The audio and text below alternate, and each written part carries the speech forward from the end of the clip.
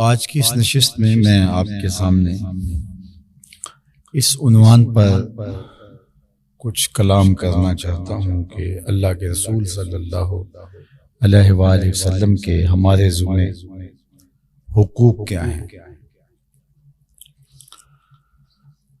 اور کیا ہم ان حقوق کی ادائیگی کر پا رہے ہیں یا ہم سے کوتاہی ہو رہی ہے۔ والدین کے حقوق کا خیال رکھنے کی ہمیں تلقین کی گئی ہے، اولاد کے حقوق کا خیال رکھنے کی ہمیں تلقین کی گئی ہے، معاشرے کے حقوق ہمارے اوپر کیا عائد ہوتے ہیں اس کی ہمیں تاکید کی گئی ہے، استاد کے حق کیا ہیں، بیوی کے حق کیا ہیں، بیوی کے اوپر شوہر کے حقوق کیا ہیں۔ تو معاشروں میں لوگ اپنے حقوق کو بھی پہچانتے ہیں اور فرائض کو بھی پہچانتے ہیں۔ جو سنجیدہ اور متین اور پڑھے لکھے معاشرے ہوتے ہیں تو وہ فرائض بھی ادا کرتے ہیں اور وہ اپنے حقوق بھی حاصل کرنے کی کوشش کرتے ہیں۔ ان کے جو حق ہیں لوگوں پر ان کو بھی وصول کرتے ہیں، اور جو ان کے ذمے دوسروں کے حق ہیں ان کو بھی ادا کرتے ہیں۔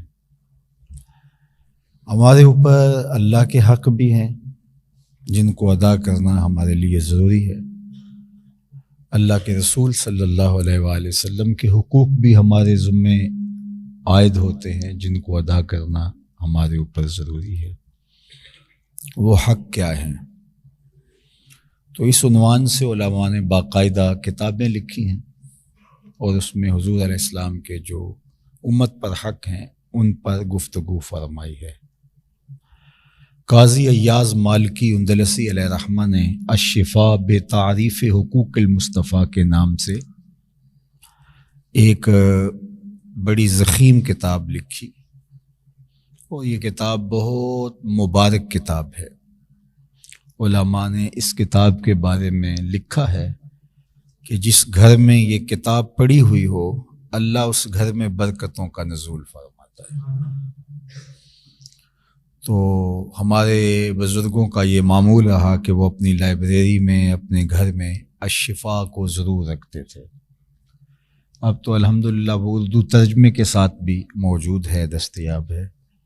تو وہ اسی عنوان کے ساتھ کتاب ہے جس میں حضور علیہ السلام کے حقوق بیان کیے گئے، اور بھی اس عنوان سے عرب علماء نے، عجم کے علماء نے، دیگر بلاد اسلامیہ کے علماء نے کتابیں تصنیف فرمائی ہیں کہ امت کے ذمے حضور علیہ السلام کے حق کیا ہے۔ تو سب سے پہلا حق حضور علیہ السلام کا یہ ہے کہ آقا کریم پر ایمان لایا جائے، اور ایمان لانے کی ہمیں تائید تلقین کی گئی ہے، حکم نامہ ہے، اور ہم حضور علیہ السلام کی محبت کے، پیار کے، الفت کے دائرے میں آتے ہی تب ہیں جب ایمان لے آتے ہیں۔ تو یہ پہلا حق ہے کہ حضور علیہ السلام پر ایمان لایا جائے، اور یہ اللہ کا حکم ہے۔ اور اگر کوئی شخص حضور علیہ السلام پر ایمان نہیں لاتا تو اس کا ایمان باللہ بھی معتبر نہیں ہے۔ ساری زندگی لا الہ الا اللہ لا الہ الا اللہ پڑھتا رہے تو اس کا کلمہ قبول نہیں ہے جب تک محمد رسول اللہ نہیں کہتا۔ تو حضور علیہ السلام پر ایمان لانا، حضور کو ماننا، اللہ کا رسول، اللہ کا پیغمبر، حضور علیہ السلام کی عظمتوں کو، حضور علیہ السلام کی شانوں کو دل و جان سے قبول کرنا، تسلیم کرنا، یہ اللہ کے محبوب علیہ السلام کا پہلا حق ہے جو امت کے اوپر واجب الادا ہے۔ دوسرا حق حضور کا امت پر حضور علیہ السلام کی اتباع ہے، حضور علیہ السلام کی پیروی ہے، ان کی زندگی کی مطابقت میں اپنی زندگی کو ڈھالنا۔ جس طرح سے انہوں نے اپنی زندگی بسر کی ہے ہم بھی اپنی زندگی اس طرح بسر کرنے کی کوشش میں لگیں۔ یہ ہے اتباع، قدموں کے نشان پہ چلنا، پیچھے پیچھے جانا۔ ان کے بتائے ہوئے طریق کی مطابقت کے اندر اپنی زندگی کو ڈھال لینا، ان کی سنت کو ادا کرنا، یہ اتباع کہلاتی ہے۔ اور صحابہ کی زندگیاں دیکھیے کہ وہ اتباع رسول کے نور سے مالا مال تھی۔ انہوں نے حضور علیہ السلام کی ایک ایک ادا کو اختیار کرنے کی کوشش کی، حتیٰ کہ جو سنن ہدا تھیں ان کو تو اختیار کرنا شریعت کا تقاضا ہے، جو سنن زوائد تھی، جو حضور کی ذاتی عادات تھیں، صحابہ نے ان کو بھی اختیار کیا۔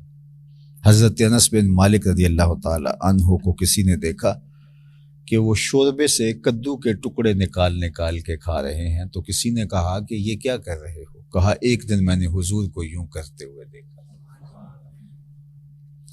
تو شریعت اس پہ ہمیں زور نہیں دیتی ہے کہ آپ کھانے پینے کے اندر بھی مطابقت اس طرح اختیار کریں۔ ظاہر ہے ایک شخص کی پسند ایک ہے، دوسرے شخص کی پسند اور ہو سکتی ہے۔ گھر کے افراد خانہ کے اندر لوگوں کی پسند کا فرق ہوتا ہے۔ ایک بھائی ایک چیز پسند کرتا ہے تو دوسرے کو دوسری چیز مرغوب ہوتی ہے، تیسرے کو تیسری چیز محبوب ہوتی ہے۔ تو حالانکہ وہ ایک باپ کے بیٹے ہوتے ہیں، ایک ماں کی اولاد ہوتی ہے، لیکن پسند ناپسند میں فرق آ جاتا ہے۔ لباس کے پہننے میں کوئی ایک رنگ کو پسند کرتا ہے تو دوسرا دوسرے رنگ کو پسند کرتا ہے، لیکن یہ اتباع کا کامل جذبہ صحابہ میں اس طرح پایا جاتا ہے کہ وہ حضور کی پسند کو اپنی پسند بناتے ہیں، اور جس کو حضور نے پسند نہیں کیا ہے وہ طبی امور جو ہیں صحابہ نے ان سے اپنے آپ کو دور رکھا ہے کہ یہ چیز ہمارے حضور کو پسند نہیں۔ اللہ اکبر۔ تو یہ ہے ان کی اتباع کا جذبہ۔ آقا کریم علیہ السلام ایک دن کہیں تشریف لے گئے تو راستے کے اندر ایک درخت تھا، تو وہاں حضور نے وضو کیا، اور وضو کا بچا ہوا پانی حضور نے چلو میں لیا اور ایسے آسمان کی طرف اچھال دیا، اور پھر حضور علیہ الصلوۃ والسلام مسکرانے لگے اور گزر گئے۔ کچھ عرصے کے بعد وہاں سے حضرت عثمان رضی اللہ تعالیٰ عنہ کا گزر ہوا، تو وہاں رکے اور قصدن رکے، پانی منگوایا، وضو کیا، تھوڑا سا پانی قصدن بچا لیا اور چلو میں ڈالا اور آسمان کی طرف پھینکا اور مسکرائے۔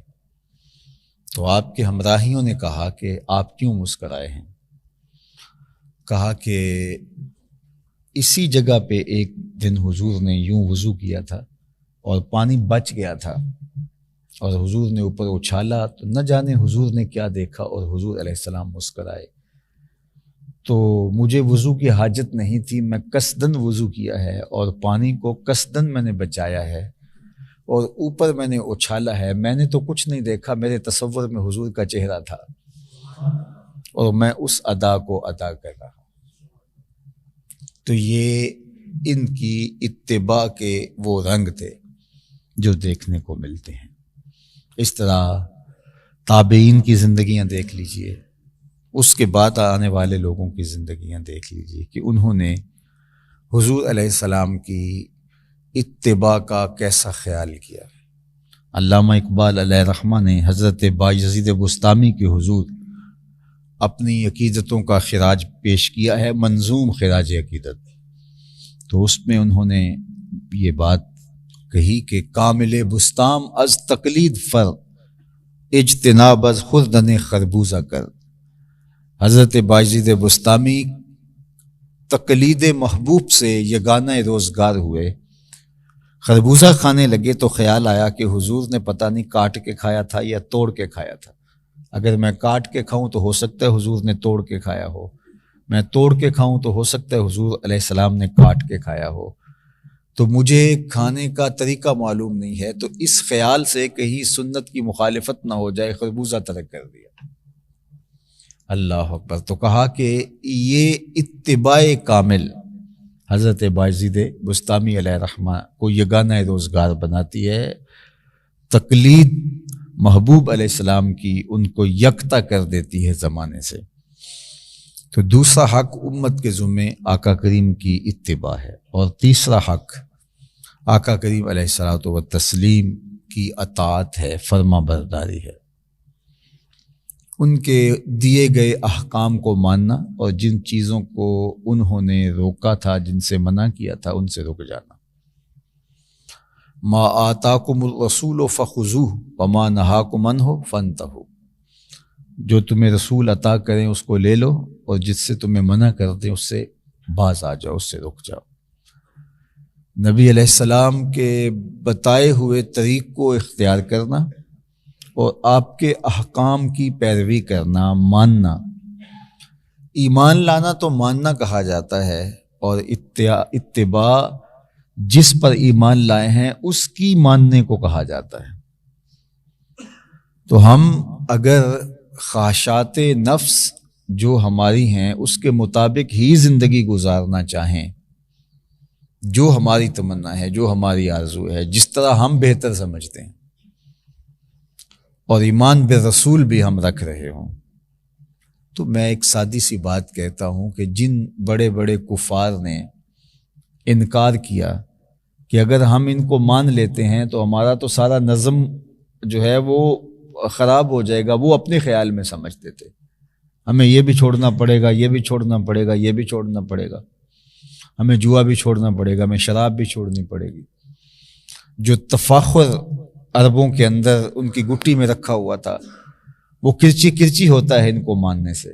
غلام کے ساتھ بیٹھنا پڑے گا، غلام و آقا، تمیز بندہ و آقا ختم کرنا پڑے گی، یہ کرنا ہوگا، یہ کرنا ہوگا، یہ کرنا ہوگا، تو یہ ہم نہیں کر سکتے، لہٰذا ہم نہیں مانتے۔ اور انہوں نے کہا کہ ہم مان لیتے ہیں، لیکن کچھ چیزوں کی ہمیں سہولت دے دیں، اور کچھ چیزیں ہم آپ کی مان لیتے ہیں۔ اللہ تعالیٰ قرآن مجید میں فرمایا وَدُّوا لَوْ تُدْهِنُوا فَيُدْهِنُونَ، محبوب یہ چاہتے ہیں کچھ تھوڑا سا آپ نرم ہوں اور کچھ وہ ہوں، اور درمیان کا کوئی راستہ نکال لیں۔ یعنی کفار کہتے ہیں ہم آپ کو مان لیتے ہیں، لیکن کچھ ہماری مرضی ہوگی اور کچھ آپ کی مرضی ہوگی، اور درمیان کا کوئی راستہ ہمارے لیے بھی قابل قبول اور آپ کے لیے بھی۔ تو اللہ تعالیٰ نے فرمایا محبوب یہ نہیں ہوگا، ماننا ہے تو پھر اپنی ساری خواہشات کو ترک کرنا ہوگا۔ اس چمن میں پیروے بلبل ہو یا تلمیذ گل، یا سراپا نالا بن جا یا نوا پیدا نہ کر۔ وہ کہتے ہیں کہ ودو لو تدہنو فیدہنون، کچھ آپ ہماری مان لیں اور آپ کی کچھ باتیں ہم مان لیتے ہیں، تو اس طرح سے ہم آپ کے ساتھ ہو جاتے ہیں، تو اس طرح کام چلتا ہے۔ اللہ نے اس کو قبول نہیں کیا، رسول اللہ نے اس کو قبول نہیں کیا، تو انہوں نے کہا ٹھیک ہے پھر ہم بھی نہیں مانتے۔ لیکن ہم نے کیا کیا؟ ہم نے کہا مان لیں گے آپ کو، لیکن مرضی ہم ساری اپنی کریں گے۔ شادی ہوگی تو صرف نکاح کا ایجاب و قبول اور خطبہ ہم شریعت کے مطابق کر لیں گے، باقی ساری رسوم و رواج، ساری عادتیں ہماری اپنی مرضی کی ہوں گی۔ یہ خاندانی کلچر ہے، یہ مشرقی کلچر ہے، یہ ہم نے فلاں جگہ پہ دیکھا تھا، یہ ایلیٹ کلاس میں ہوتا ہے، یہ ہماری برادری کا کلچر ہے، یہ بس بچوں کی خوشی کے لیے کر رہے ہیں۔ تو صرف اتنی بات ہم آپ کی مان لیں گے، نکاح ایجاب و قبول کر لیں گے، باقی ساری چیزیں ہماری ہوں گی۔ کاروبار کے اندر بھی ہم ساری چیزیں اپنی کریں گے، جو ہم چاہیں گے، جو ہمیں اچھا لگے گا، جس کو ہم بہتر سمجھیں گے، وہ جھوٹ ہو، وہ سود ہو، وہ ملاوٹ ہو، وہ ذخیرہ اندوزی ہو، ہم کریں گے۔ لیکن ہم جو ہے وہ مسجد میں چندہ بھی دے دیں گے، ہم غریبوں کو کھانا بھی کھلا دیں گے، یہ 2-4 کام بھی ہم کر لیں گے، لیکن باقی سب ہم اپنی مرضی کریں گے۔ یہ پیشکش تو کافر بھی کرتے تھے، ودو لو تدہنوا فیدہنون، کچھ آپ نیچے آ جائیں اور کچھ ہم تھوڑا سا اوپر آ جاتے ہیں، تو درمیان کا کوئی راستہ نکال لیتے ہیں۔ تو فرمایا یہ نہیں ہوگا، اگر آنا ہے تو پھر پورے آؤ، نہیں آنا تو پھر مرضی کرو، ایک ہی راستہ ہے۔ تو انہوں نے بھی کہا کہ ٹھیک نہیں، لیکن ہم نے درمیانہ راستہ نکال لیا۔ ہم نے کہا ہم کلمہ پڑھیں گے، آپ کا نام بھی لیں گے، کھڑے ہو کے ادب سے سلام بھی پیش کریں گے، محافل کا انعقاد بھی کریں گے، لیکن مرضی ہم سارے امور حیات میں اپنی کریں گے۔ کہیں ہم دین کا ٹچ ضرور دے دیں گے، لیکن ہماری خواہش کے مطابق ہمارا دین ہوگا، ہماری تمناؤں کے مطابق ہمارا مذہب ہوگا، جو چاہیں گے ہم کریں گے۔ تو یہ اطاعت نہیں ہوتی، یہ اتباع نہیں ہوتی۔ حضور کا حق ہے کہ دیکھو ایمان کا کیا مطلب ہے؟ الایمان، ایمان کا مطلب ہے تسلیم کردن، سر تسلیم خم کر دینا، یہ ایمان کا مطلب ہے۔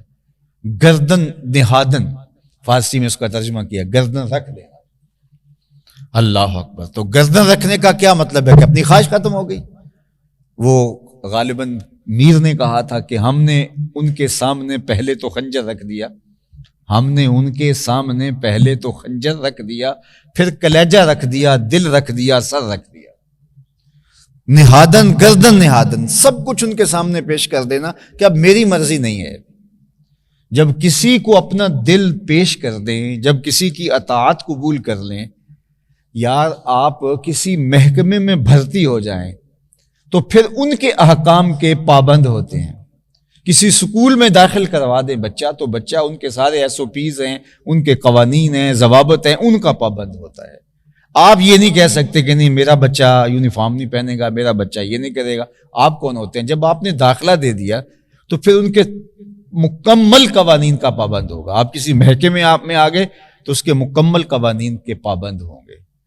یہ کیا ہوا کہ آپ نے گردن رکھ دی، کسی محکمے میں بھرتی ہو جاتے ہیں، آپ کا تعلق صرف جز وقتی ہے اس محکمے کے ساتھ، آپ کا قلبی تعلق نہیں بھی ہے، تو پھر بھی ان کے قوانین کے پابند ہے۔ اور ایمان لانے کا مطلب تو دل دے دینا ہے۔ تو جب دل دے دیا ہے اور پھر ان کے حکام نہیں مانیں گے تو پھر تو ہم اپنے آپ کے ساتھ دھوکہ کر رہے ہیں۔ ان کے ساتھ کیا فراڈ کریں گے؟ ہم اپنے آپ کے ساتھ فراڈ کر رہے ہوتے ہیں۔ تو ایمان کا مطلب یہی ہے کہ آپ اپنا سب کچھ ان کے سپرد کر رہے ہیں۔ لیکن وہی بات کہ جو کفار نے کہا تھا کہ نہیں، مجھے بتائیے کہ اگر ابو جہل کو یہ لگتا کہ اسلام بھی لے آؤں گا، کلمہ بھی پڑھ لوں گا اور چوری بھی چلتی رہے گی، ڈاکہ زنی اور شراب اور بدماشیاں اور غریبوں کو حقیر جاننا، غلاموں کے ساتھ ظلم کرنا، یہ بھی سب میرا چلتا رہے گا اور ساتھ میرا دین بھی چلتا رہے گا، تو اس کو ٹکر لینے کی کیا ضرورت تھی؟ وہ اسلام بھی قبول کر لیتا اور ساتھ یہ سارے مکر و فریب بھی اس کے چلتے رہتے۔ وہ جانتا تھا کہ اسلام لانے کا مطلب یہی ہے کہ پچھلی زندگی ترک کرنی پڑے گی اور ان کی بتائی ہوئی زندگی اختیار کرنی پڑے گی۔ اور ہم جس طرح سے اسلام رکھ رہے ہیں اور اسلام کو اپنائے ہوئے ہیں، تو وہ ہم نے ایک تعلق رکھا ہوا ہے ایمان کا، لیکن مرضی ہم ساری اپنی کرتے ہیں۔ رسول کو مان رہے ہیں، رسول کی نہیں مان رہے۔ تو اقبال نے کہا تھا کہ دل مسلمان ہے تیرا نہ میرا، تو بھی نمازی میں بھی نمازی۔ تو اطاعت اور اتباع یہ حضور علیہ السلام کے حق ہیں، اور نور نصیبی تب ہوتا ہے، حضور سے تعلق باطن نصیبی تب ہوتا ہے جب اپنے آپ کو مکمل ان کے سپرد کر دو، اپنی خواہش ہی باقی نہ رہے، جو ادھر سے حکم آیا ہے سر تسلیم خم ہے۔ اللہ اکبر۔ وہ کیا کسی نے کہا تھا کہ تیرے ہندیاں سندیاں محبوبہ، میں کافر ہواں جے میں ہوں، پھر تو اپنے وجود کی نفی کر دینی ہے۔ لیکن یہاں کیا ہے کہ ہم ہیں، ہمارا وجود بھی ہے، ہمارا تکبر بھی ہے، ہمارا غرور بھی ہے، ہماری خودی بھی ہے، ہماری خواہشات بھی ہیں، ہماری آرزوؤں کا جہاں آباد بھی ہے، ہماری علاقائی رسوم بھی ہیں، ہمارے خاندانی رواج بھی ہمارے ساتھ جڑے ہوئے ہیں، اور ہم ساتھ جو ہے وہ مومن بھی پکے ہیں۔ یہ دو چیزیں نہیں چلتی، ایک ہی گھر رکھنا پڑے گا، یا یہ۔ اس چمن میں پیروے بلبل ہو یا تلمیذ گل، یا سراپا نالا بن جا یا نوا پیدا نہ کر۔ تو یہ حضور علیہ السلام کا حق ہے کہ حضور کی کامل، مکمل اور اکمل اطاعت اور فرما برداری کی جائے۔ اللہ اکبر۔ علامہ اقبال علیہ رحمہ نے یہ جو مثنوی اسرار و رموز لکھی ہے، اس میں یہ پورا نظام انہوں نے بیان کیا ہے، اور اس نے یہاں جو اطاعت ہے تو اس میں انہوں نے اونٹ کو مثال لایا کہ اونٹ اپنے مالک کی کس طرح اطاعت کرتا ہے، حالانکہ وہ کتنا قوی ہیکل ہوتا ہے، لیکن ایک 6 سال کا بچہ بھی اس کی نکیل پکڑ لے تو وہ جدھر لے جانا چاہے ادھر اس کو لے جائے، اس کو کوئی جو ہے وہ سرتابی کا یارہ نہیں ہوتا۔ جب اس نے اپنی نکیل کسی کے ہاتھ میں دے دی تو پھر اس کو جدھر کوئی لے کے جانا چاہے وہ جانے کے لیے تیار ہوتا ہے، یار جب ہم نے اپنی نکیل نبی کے ہاتھ میں دے دی تو پھر ہماری خواہش بچتی کہاں ہے، ہماری آرزوئیں اور ہماری تمنائیں بچتی کہاں ہیں؟ پھر ہم اپنی مرضی سے کیسے جی سکتے ہیں؟ ہماری مرضی تو پھر ہے ہی نہیں، پھر انہی کی مرضی ہے، جس طرح وہ چاہیں گے اس طرح ہم اپنی زندگی گزاریں گے۔ اور صحابہ کی زندگیوں کے حوالے سے اگر آپ واقعات دیکھیں، ایک صحابی ہیں تو وہ اس طرح کا مکان انہوں نے تعمیر کیا جس شکل کے مکان حضور پسند نہیں کرتے تھے، اور وہی میں نے جو کہا کہ یہ سنن ہدا سے نہیں ہے، سنن زوائد سے ہے۔ جس طرح حضور کی کچھ عادات تھی، صحابہ نے اس کو اختیار کیا، تو کچھ چیزیں ہیں حضور کی پسند، ذاتی پسند ناپسند ہے۔ تو حضور گلی سے گزرے اور دیکھا کہ ایک بڑا عالی شان محل ہے، گنبد نما مکان ہے، تو فرمایا یہ کس کا ہے؟ تو کہا فلاں انصاری صحابی کا۔ تو حضور نے کچھ کہا نہیں، چونکہ اس طرز کے مکان کو حضور پسند نہیں کرتے تھے، تو حضور گزر گئے، چہرے پہ کوئی خوشی کے آثار حویدہ نہیں ہوئے۔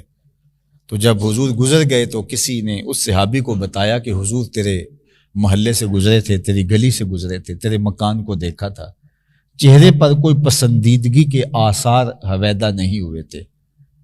تو انہوں نے کدال پکڑا اور اس مکان کو زمین برابر کر دیا۔ 2 4 5 دن کے بعد آقا کریم کا دوبارہ گزر ہوا تو وہاں ملبے کا ڈھیر پڑا ہوا تھا۔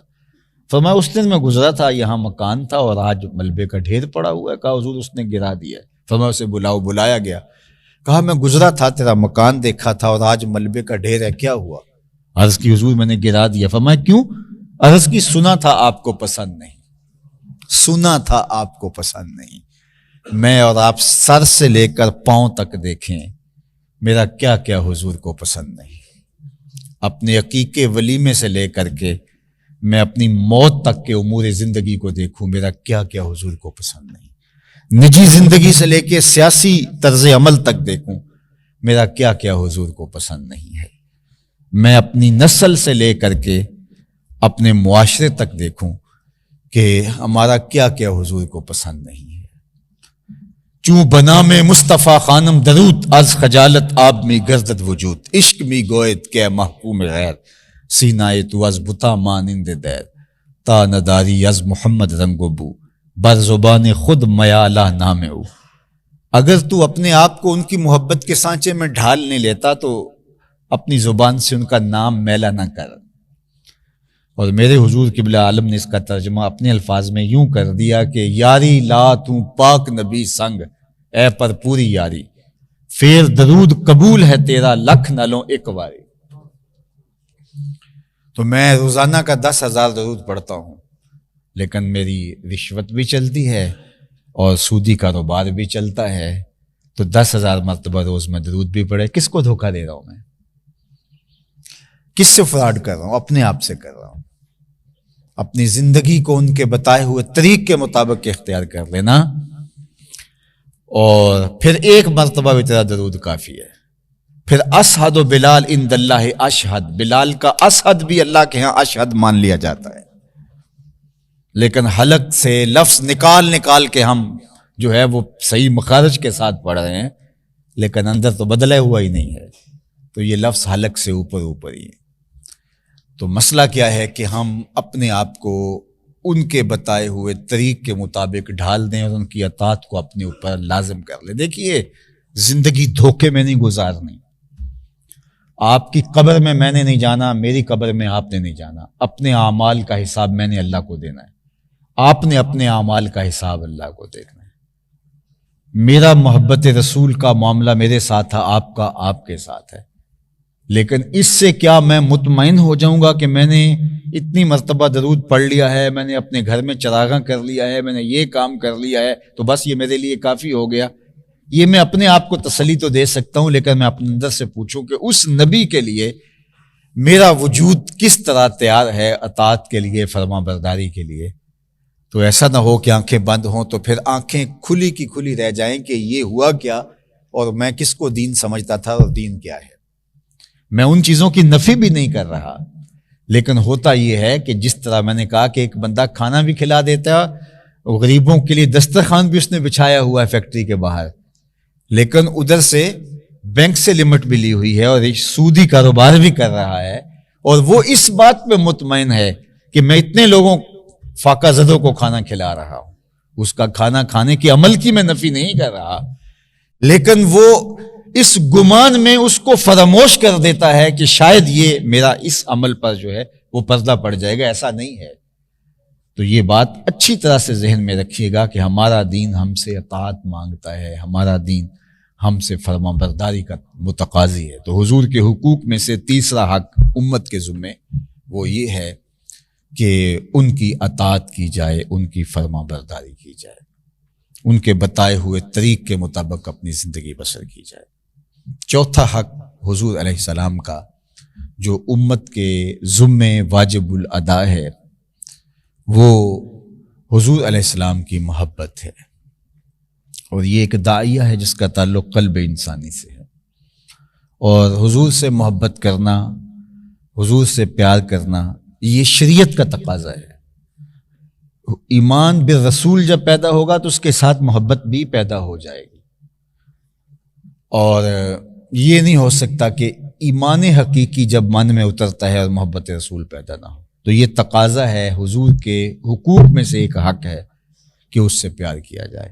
آپ اولاد سے پیار نہ کریں، ماں سے محبت نہ کریں، باپ سے پیار نہ کریں، تو اس کے باقی حقوق جو ہے وہ ادا کرتے رہیں، تو وہ کمی جو پیار کی ہے وہ باپ بھی محسوس کرے گا کہ میری اولاد ایک فریضہ سمجھ کے میرے آگے کھانا رکھ دیتی ہے، لیکن اس کے اندر وہ پیار نہیں ہے، وہ محبت نہیں ہے. تو اطاعت، فرما برداری جو ماضی کے اندر ابھی بیان کیا گیا، یہ بھی محبت کے ساتھ جڑی ہوئی ہوں تو پھر وہ فرما برداری اور اطاعت اپنا رنگ لے کر آتی ہے. جو اللہ تعالیٰ نے قرآن مجید میں حضور کی اتباع کا حکم دیا تو اس کے آگے پیچھے دونوں طرف محبت رکھی گئی. قل ان کنتم تحبون اللہ فاتبعونی یحببکم اللہ. اے لوگو، اگر تم اللہ سے محبت کرتے ہو تو میرے سے اتباع کرو، وہ تمہیں اپنا محبوب بنا لے گا. تو ذرا دیکھو، اتباع سے پہلے بھی محبت ہے، اتباع کے بعد بھی محبت ہے. تو تقاضا ہے حضور علیہ السلام سے محبت کیا جائے، حضور سے محبت کی جائے، حضور سے پیار کیا جائے. اور وہ پیار اگر عشق کی حد تک چلا جائے تو یہ تو خوش نصیب لوگوں کا مقسوم ہے کہ وہ اتنا پیار کرتے ہیں، جس طرح سیدنا بلال حبشی رضی اللہ تعالیٰ عنہ اور دیگر اصحاب کا حضور علیہ السلام کے ساتھ عشق کی حد تک اور پیار اس قدر فراواں تھا کہ قابل رشک ہے. ان کی محبتیں حضور علیہ السلام کے لیے دیکھیے. حضرت ابو ہریرہ رضی اللہ تعالیٰ عنہ کو حضور فرماتے ہیں، یا ابا ہریرہ زرنی غبہ لتزدد حبہ. ابو ہریرہ ایک دن چھوڑ کے ملا کرو، محبت بڑھتی ہے اس سے. تو وہ واپس پلٹے کہ چلو کل آؤں گا. تو ستون تھا کھجور کا بنا ہوا، اس کی اوٹ سے گزرنے لگے تو اتنا عرصہ حضور کا چہرہ نظر نہیں آیا.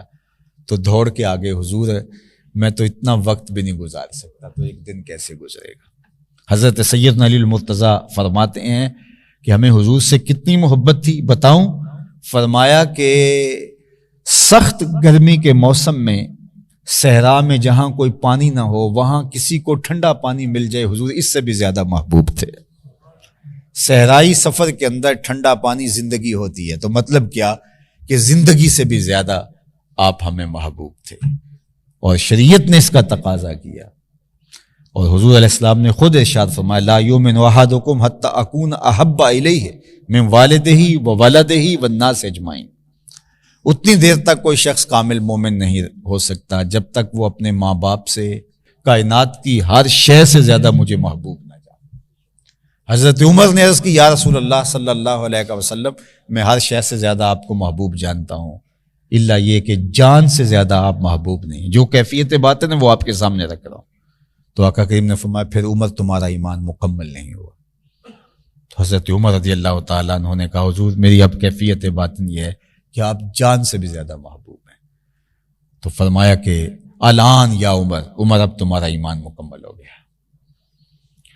غزوہ احد میں ایک صحابیہ دوڑتی جا رہی ہے، اس کو پتہ چلا کہ حضور شہید ہو گئے. آپ جانتے ہیں غزوہ احد میں یہ خبر گرم ہو گئی تھی کہ حضور کو شہید کر دیا گیا. ایک گمسان کا رن پڑا اور حضور ایک پہاڑی کھو کے اندر جا کے بیٹھ گئے. ادھر شور مچ گیا کہ حضور شہید کر دیے گئے. تو وہ مدینے سے چلی دوڑتی ہوئی. مدینہ المنورہ سے احد کا فاصلہ آپ جانتے ہیں اتنا ہے نہیں، تو پیدل ہی دوڑتی ہوئی گئی اور اس کی آنکھوں میں آنسو تھے. اور اس کا بھائی، اس کا بیٹا اور اس کے دیگر اعزاء و اقربا اس جنگ میں شریک تھے. تو جب قریب گئی تو اس نے کسی سے پوچھا کہ حضور علیہ السلام کا کیا حال ہے، ما فعل رسول اللہ صلی اللہ علیہ وسلم. تو کسی نے کہا کہ تیرا باپ شہید ہو گیا. اس نے کہا اللہ نے اس کو یہ اعزاز بخشا کہ شہادت کا تاج اس نے پہن لیا، مجھے یہ بتاؤ حضور کیسے. کسی نے کہا تیرا بھائی شہید ہو گیا. اس نے کہا کہ اس کی آرزو تھی شہادت، مجھے یہ بتاؤ حضور کیسے. پھر آگے بڑھی تو کسی نے کہا کہ تیرا بیٹا شہید ہو گیا. تو اس نے کہا کہ میں شہید کی ماں ہونے کا فخر کروں گی، مجھے بتاؤ حضور کیسے. کسی نے کہا کہ تمہارا شوہر شہید ہو گیا. اس نے کہا میں شہید کی بیوہ کہلاؤں گی، مجھے بتاؤ حضور کیسے. تو پھر کسی نے بتایا کہ حضور خیر سے ہیں. تو اس نے جو لفظ کہے یہ اس کے پیار کا کتنا نرالا اسلوب ہے. اس نے کہا کلو مصیبت بعد کا جلل، حضور آپ ہیں تو ساری مصیبتیں کافور ہیں، کوئی دکھ ہی نہیں ہے کہ آپ زندہ و سلامت ہیں. یہ تھی ان کی محبت. میں آپ کو محبت کی ایک انوکھی کہانی سناؤں اور میرا وقت اختتام کو پہنچ رہا ہے اور یہ مضمون ابھی باقی ہے، آئندہ جمعہ پھر اس پہ بات ہوتی ہے.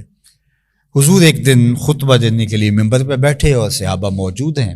اچانک مجمع سے رونے کی آواز آنے لگی اور رونے والا اس درد سے روتا ہے کہ سینوں میں دل پھٹ رہے ہیں. کناقۃ الخلوج حدیث پاک میں آتا ہے، صحیح بخاری دیکھیے، باقی کتب حدیث دیکھیے. لیکن امام سمہودی نے اس کو جو ہے وہ بڑی تفصیل کے ساتھ لکھا. تو وہ کہتے ہیں کہ رونے والا ایسا رو رہا تھا کناقۃ الخلوج، جس طرح کسی اونٹنی کا بچہ بچھڑ جائے تو وہ جب چیختی ہے بچے کی تڑپ میں، تو اس طرح رونے کی آواز آ رہی تھی. اللہ اکبر. صحابہ دائیں بائیں دیکھتے ہیں لیکن رونے والا دکھائی نہیں پڑ رہا، اور رونے والا اس درد سے رو رہا ہے کہ سینوں میں دل دہل رہے ہیں. عجیب منظر ہے کہ مسجد بھی گونج رہی ہے اس کی چیخوں سے، اور ایک عجیب سی سراسیمگی کی کیفیت ہے، اور اس رونے کے درد سے دل جو ہے، کلیجے جو ہیں وہ دہل رہے ہیں. اور صحابہ دائیں بائیں دیکھتے ہیں تو رونے والا دکھائی بھی نہیں دیتا. ہوا کیا؟ فنزل النبی صلی اللہ علیہ وآلہ وسلم عن المنبر، حضور ممبر سے نیچے اتر آئے اور ایک سمت چلے. کھجور کا خشک تنا پڑا ہوا تھا. آج پہلے دن ممبر بنا تھا، پہلے یہ تنا تھا، حضور اس کے ساتھ کھڑے ہو کے ٹیک لگا کے واز کرتے تھے. کوئی ممبر بنا لایا تو وہ ممبر رکھ دیا گیا، تو اس کو یہاں محراب کے پاس سے اٹھا کر کے جو ہے وہ محراب والی جگہ، اس وقت تو جگہ ہی ہوتی تھی، تو یہاں سے اٹھا کر کے اس کو ایک طرف رکھ دیا گیا کونے میں مسجد نبوی میں. یہ خشک تنا حضور کی جدائی کا صدمہ گوارا نہ کر پایا. یہ رونے کی آواز اس کی تھی. جب حضور ادھر گئے تو پھر صحابہ کو پتا چلا کہ یہ رونے والا کوئی انسان نہیں تھا، یہ خشک تنا ہے. اللہ اکبر. صحیح بخاری کی روایت ہے، آقا کریم اس کو اپنی آغوش میں لے لیا.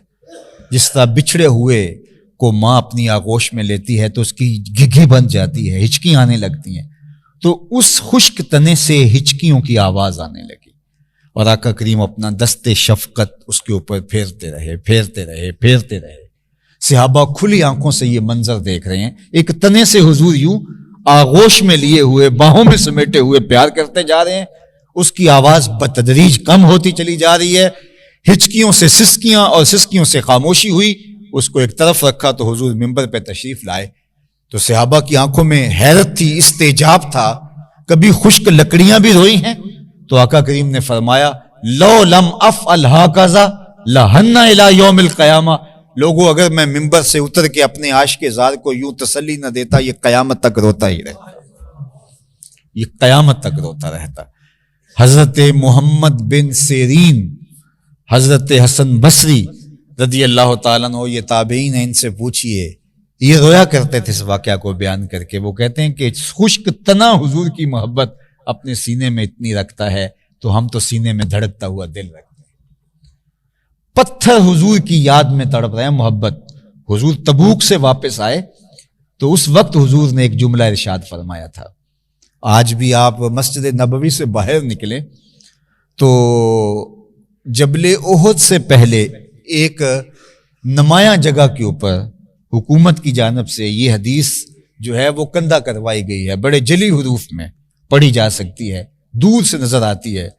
اور یہ میرے حضور نے تبوک سے واپس آتے ہوئے ارشاد فرمایا تھا کہ احد جبل یحبنا ونحبہ. احد ایسا پہاڑ ہے جو ہم سے پیار کرتا ہے، ہم اس سے پیار کرتے ہیں، پتھر کا کلیجہ بھی حضور کے پیار میں دھڑک رہا ہے۔ تو حضور علیہ السلام کی محبت یہ امت کے ذمے حضور کا حق ہے جس کو ادا کرنا ضروری ہے۔